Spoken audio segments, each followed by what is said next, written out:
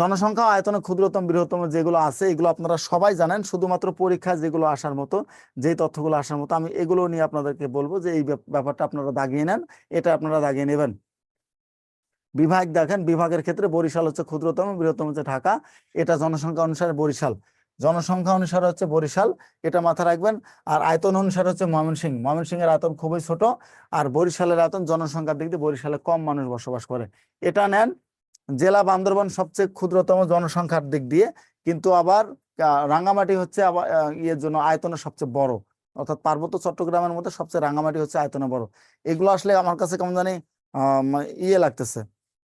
আপনারা পুরোটা একবার স্ক্রিনশট দিয়ে রাখেন, পুরোটা স্ক্রিনশট দিয়ে রাখেন, এখান থেকে বেছে বেছে পড়তে হবে। যদিও আপনাদের পরীক্ষার জন্য একেবারে বলা যায় যে এখন পর্যন্ত এগুলো ইম্পর্টেন্ট না, আপনাদের পরীক্ষার জন্য এগুলো আসে না।